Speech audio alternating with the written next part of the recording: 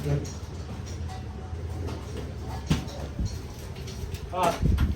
Saktong-sakto sa pintuan.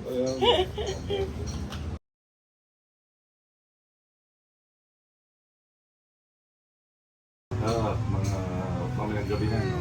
Bukas. opo, mamayang gabi sir.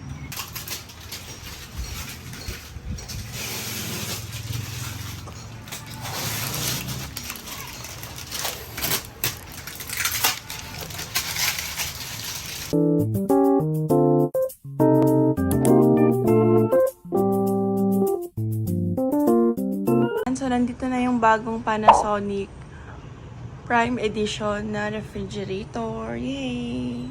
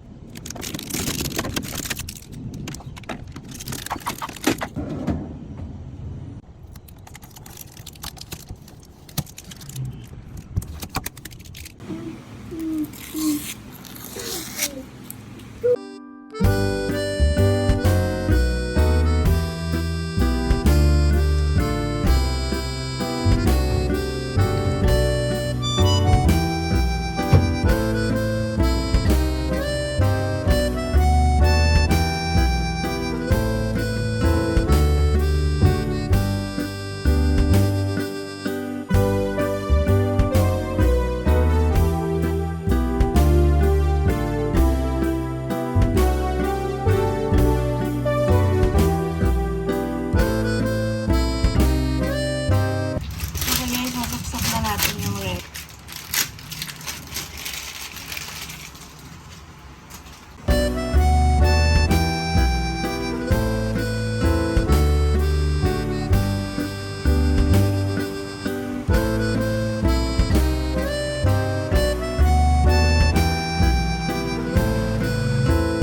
Hi everyone, welcome back to our channel, and first of all, I would like to congratulate every one of us for having 1,000 subscribers. Yay!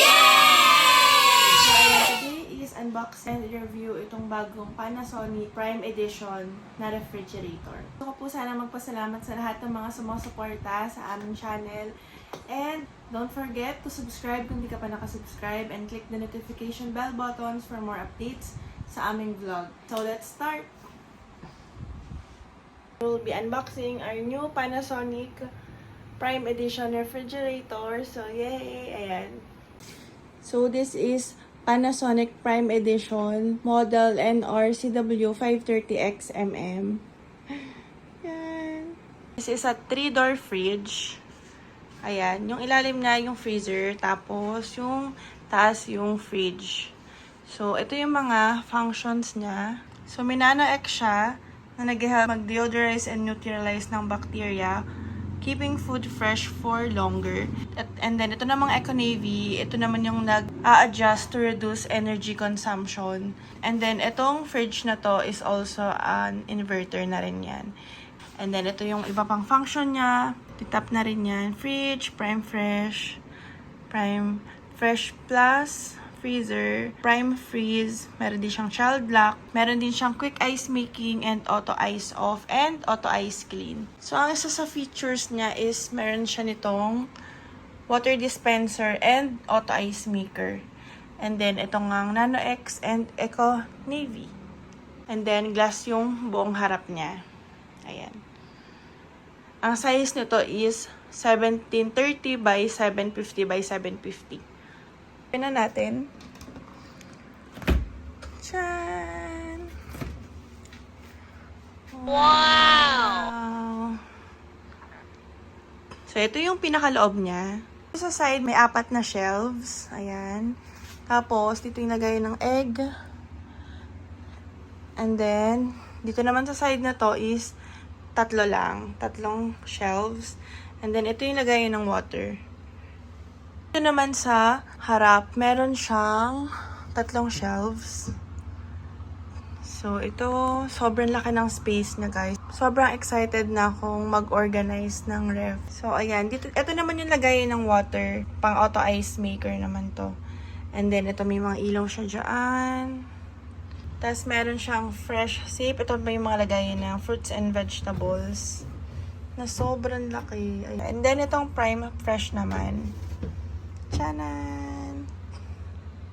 So, ang gamit itong prime fresh, pag meron kang mga meats na iluluto mo na agad, pero ayaw mo ng sobrang tigas, di ba, pag nasa freezer. So, pwede mo siyang ilagay dito. And then, dito naman sa baba is freezer. So, ito, isa to maganda.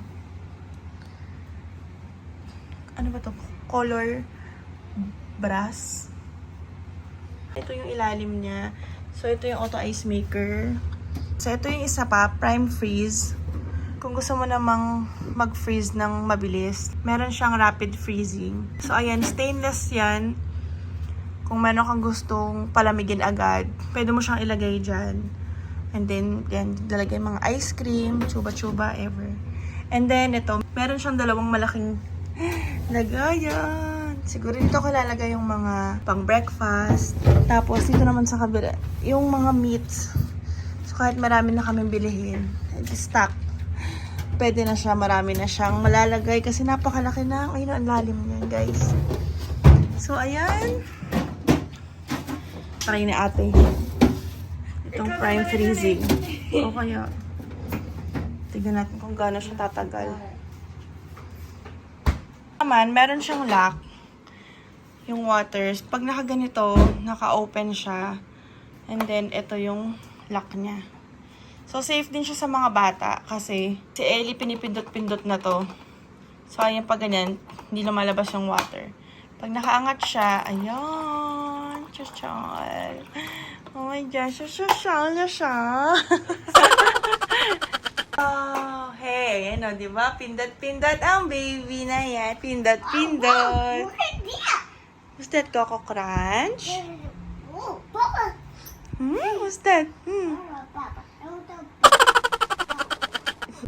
So, ito guys, isa pang ref namin. Pinabenta na namin kasi, mas kailangan namin ng mas malaking fridge. Dahil nga, ayun, ang dami na namin. And, kailangan ko mag-stock ng madaming foods. Lalo pumapasok na sila ulit. Hi! Monster ka na naman. Kaya, zombie again? You like your fridge? Yeah, Like your fridge?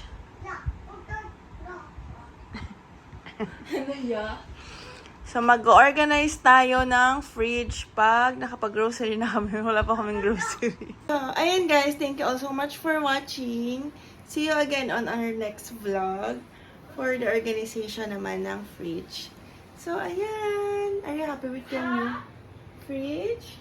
Say bye-bye. Bye-bye. Thank you.